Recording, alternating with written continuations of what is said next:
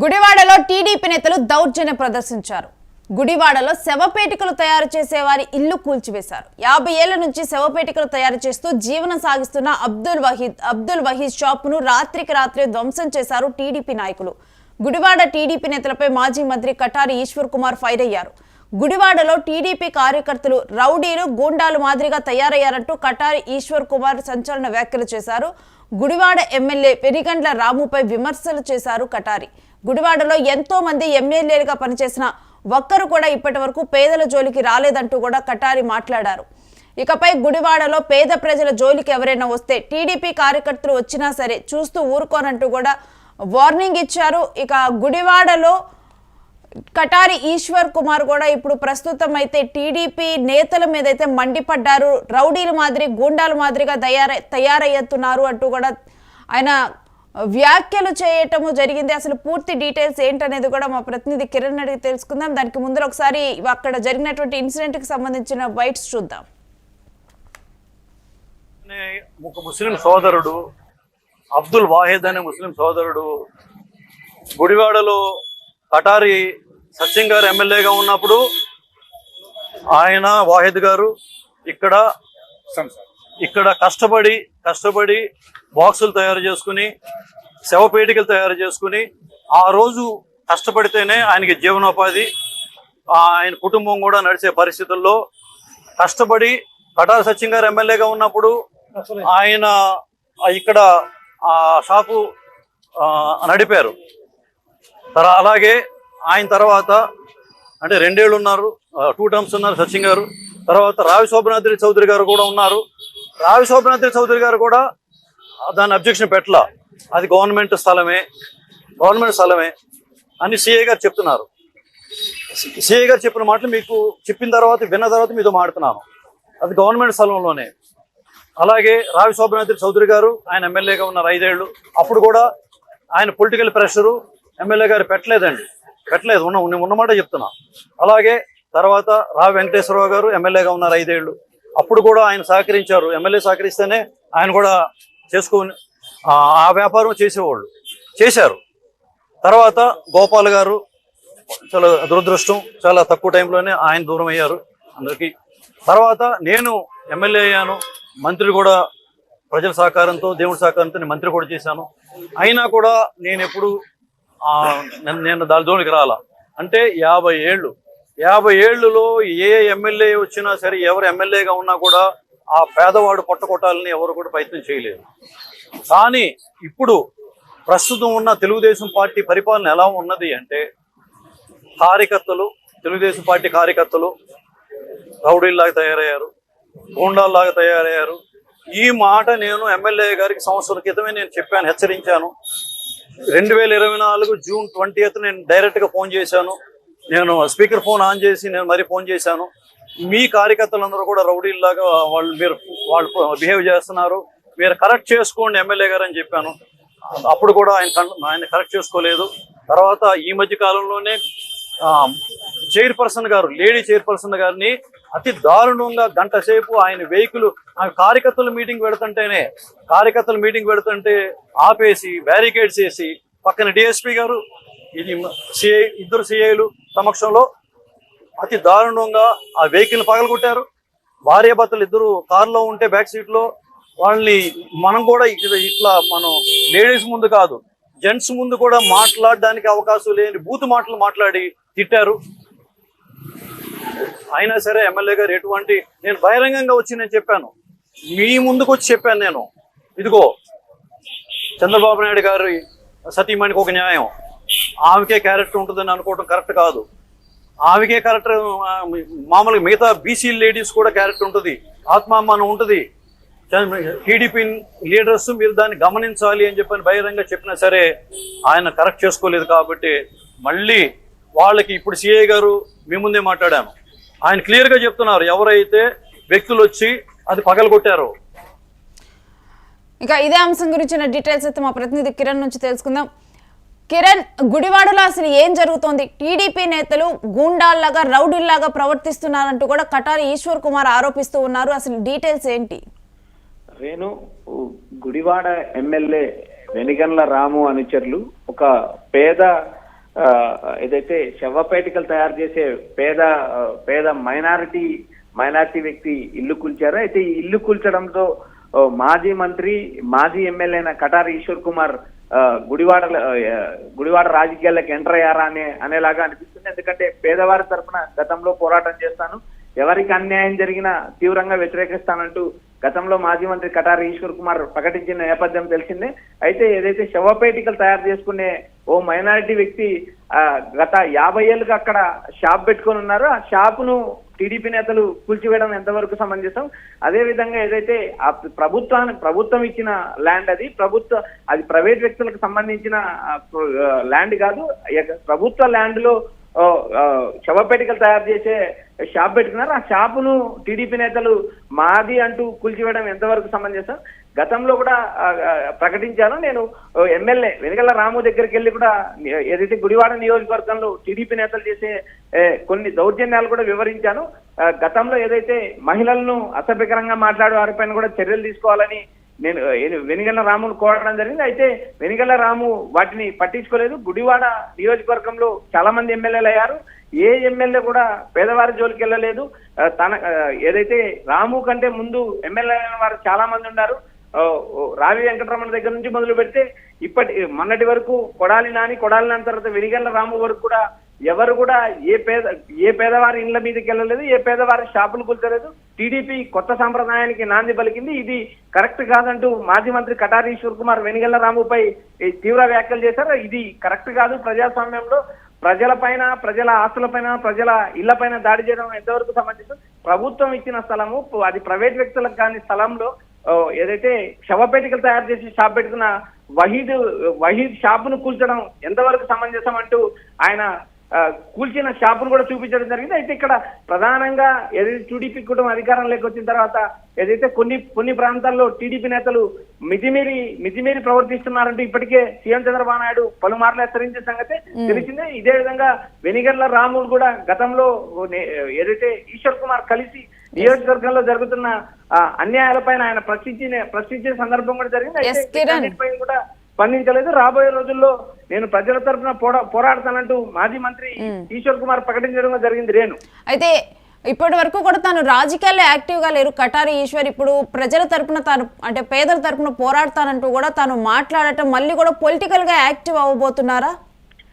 రేణు ఇప్పటికిప్పుడు మనం చెప్పలేని పరిస్థితి. కటారి ఈశ్వర్ కుమార్ కు బలమైన అనుచరణ వర్గం ఉంది. ఇప్పటికి కూడా ఆయన నియోజకవర్గంలో ఒక మోస్తారు ఏదైతే ఓట్లను ప్రభావితం చేయగల నేత. అయితే ఆయన ఇటీవల కాలంలో ఏదైతే అనారోగ్యం పాలైన మాజీ ఎమ్మెల్యే కొడాలి నాని కూడా కలిసిన సందర్భం ఉంది. ఆ సందర్భంలో కూడా ఆయన కొన్ని వ్యాఖ్యలు చేయడం జరిగింది. ఏదైతే పేదవారి తరఫున పోరాటం చేస్తాను, పేదవారికి అన్యాయం జరిగితే పోరాటం చేస్తాను, టీడీపీ నేతలు దౌర్జన్యాలను ఎండగడతాను, అడ్డుకుంటానంటూ ఆయన గతంలో ప్రకటించడం జరిగింది.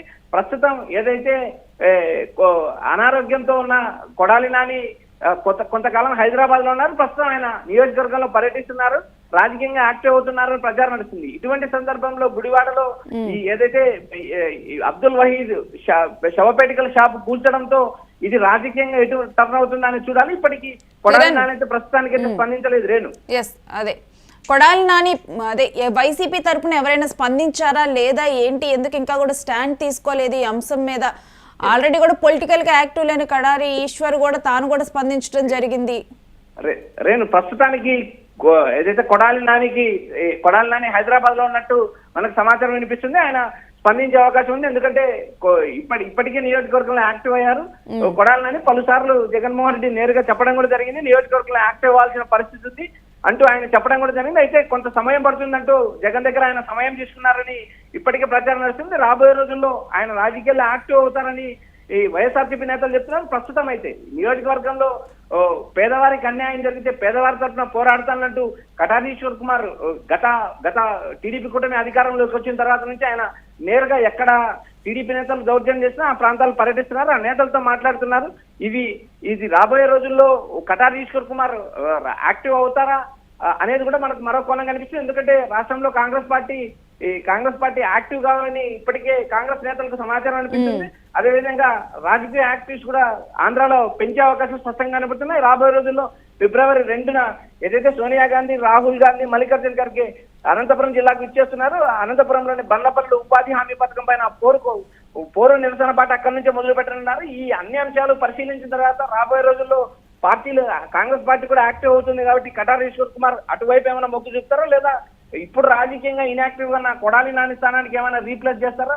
రాబోయే రోజుల్లో రాజకీయాలు ఎలా మారుతాయి? గుడివాడ రాజకీయాలు ఇప్పటికే హాట్ హాట్తున్నాయి. నియోజకవర్గంలో కొడాలి నాని లేకపోయినా కూడా నియోజకవర్గ రాజకీయాలు హాట్ గా నడుస్తున్నాయి. పేదవారి తరఫున నేను పోరాడతానంటూ కటారి ఈశ్వర్ కుమార్ ముందుకు రావడం ప్రజల్లో కూడా ఒక హర్షం వ్యక్తం అవుతుంది. ఎందుకంటే కష్టాలు చెప్పుకోవడానికి ఓ నాయకుడు దొరికాడనే భరోసా కూడా దక్కుతుందంటూ ప్రజల నుంచి ఈ సమాచారం వినిపిస్తుంది. ఇటు రాజకీయంగా నాని రాబోయే రోజుల్లో యాక్టివ్ అవుతారని వైఎస్ఆర్సీపీ నేతల నుంచి సమాచారం వినిపిస్తుంది. Right Kiran, stay with us. మరిన్ని అప్డేట్స్ మీ దగ్గర నుంచి తీసుకుంటాం.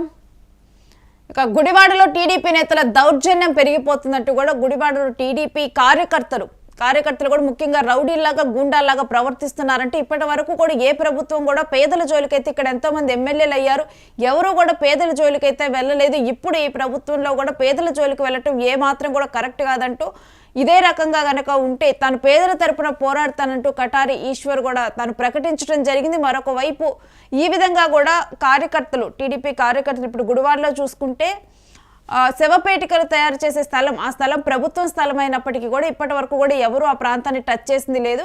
ఎందుకంటే ఆ వ్యక్తి, కేవలం ఆ హసీం అనే వ్యక్తి కూడా ఆ శవపేటికలు తయారు చేస్తేనే తనకు జీవితం గడుస్తుంది, ఆ రోజు వాళ్ళకి గడుస్తుంది, అటువంటి నేపథ్యం కాబట్టి ఎవరు కూడా టచ్ చేసింది లేదు. కానీ ఎందుకు ఇలా చేస్తూ ఉన్నారంటూ కూడా ఇలా కార్యకర్తలు ఈ విధంగా కూడా ప్రవర్తించటము, అత్యుత్సాహం చూపించడం ఒక రకంగా చూస్తే కనుక పార్టీకి కూడా డ్యామేజ్ చేస్తుందనే చూడాలి. గత ప్రభుత్వంలో కూడా మనం చూస్తే కనుక ఇలాంటి పరిణామాలను ఎవరు కూడా హర్షించలేదు, ఎవరు కూడా స్వాగతించలేదు. అందుకనే ఇప్పుడు కూటమి ప్రభుత్వాన్ని తీసుకుని వస్తే ఇక్కడ కార్యకర్తలు కూడా అత్యుత్సాహాన్ని ఈ విధంగా ప్రదర్శిస్తే, ప్రభుత్వాలు మారినప్పుడల్లా కూడా ఆయా పార్టీలో ఉన్నటువంటి కార్యకర్తలు అత్యుత్సాహం ప్రదర్శించటము, ఆ పార్టీకి చెడ్డ పేరు తీసుకొని రావటం, ప్రజలు ఏమాత్రం కూడా స్వాగతించని పరిస్థితులు కనిపిస్తున్నాయి.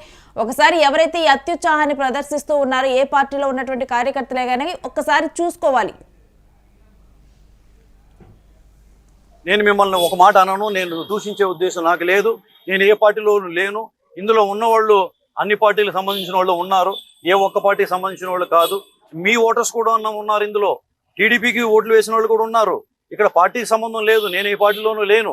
కానీ నేను పేదవాడి తరఫున మీకు మళ్ళీ ఒకసారి రిక్వెస్ట్ చేస్తున్నా, మిమ్మల్ని ఏదో బురద జల్లే ఉద్దేశం నాకు లేదు. ఇప్పుడు ఎలక్షన్స్ లేవు, నేను మీ ముందు మీతో పోటీ చేయట్లేదు. ఇప్పుడు 4 ఏళ్ల తర్వాత ఎవరెవరు ఏంటి అనేది నాకు తెలియదు. కానీ ఇది రౌడీయిజము.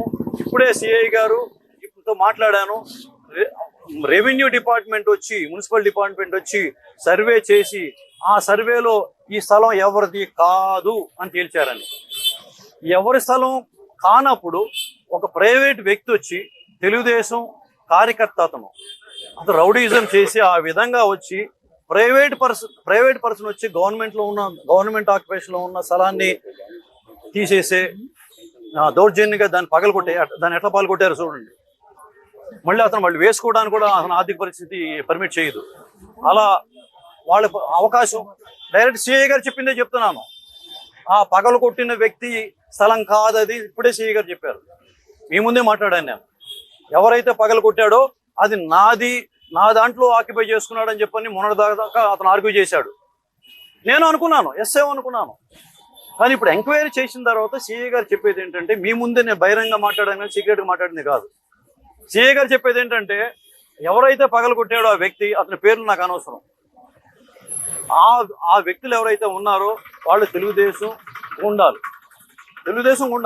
వాళ్ళు డైరెక్ట్గా వచ్చి దాన్ని పగలగొట్టే కార్యక్రమం చేశారు. వాళ్ళకి ఓనర్షిప్ లేదు. ఇది నా మాట కాదు, సిఐ గారి మాట. గవర్నమెంట్ స్థలాన్ని వాళ్ళది కాకపోయినా సరే వాళ్ళు పగలగొట్టే హక్కు ఉందా వాళ్ళకి? రైట్. గవర్నమెంట్ స్థలాన్ని ఆక్యుపేషన్లో ఉంటే కోర్టుకు వెళ్ళి ఇది మా ఆక్యుపేషన్లో ఉందని రెవెన్యూ కానీ మున్సిపాలిటీ కానీ వెళ్ళాలి. సార్ దయచేసి మీరు వినండి, ఇది మాది ఇది స్థలం అని రెవెన్యూ వాళ్ళు వెళ్ళాలి, లేకపోతే మున్సిపాలిటీ వాళ్ళు వెళ్ళాలి, లేకపోతే ఇరిగేషన్ ఉంటే ఇరిగేషన్, ఈ 3 డిపార్ట్మెంట్లకు సంబంధించింది. ఇది ఇరిగేషన్లో ఉందని ఎంక్వైరీలో తేలింది. ఇరిగేషన్ ఆఫీసర్స్ వెళ్ళి మా ఆక్యుపేషన్లో ఉన్నాయని మొత్తం అన్ని పగలగొట్టాలి. గుడివాడలో ఉన్నాయన్నీ పగలగొట్టేయండి, నేను పోషిస్తాను ఈయన్ని, వీళ్ళ కుటుంబాన్ని. మీరు అలా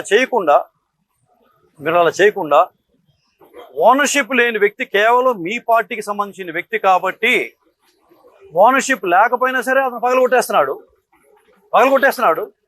మళ్ళీ అతనే మళ్ళీ ఓనర్షిప్ లేకపోయినా సరే గవర్నమెంట్ సైట్లో స్టే తీసుకొస్తున్నాడు. ఎక్కడైనా ఉందండి? చట్టాలు ఏమైనా ఉన్నాయా? చంద్రబాబు నాయుడు గారు దయచేసి చెప్పండి. నాకు తెలియదు, నేను మంత్రి చేసి ఉండొచ్చు, నాకు తెలియదు, చెప్పండి.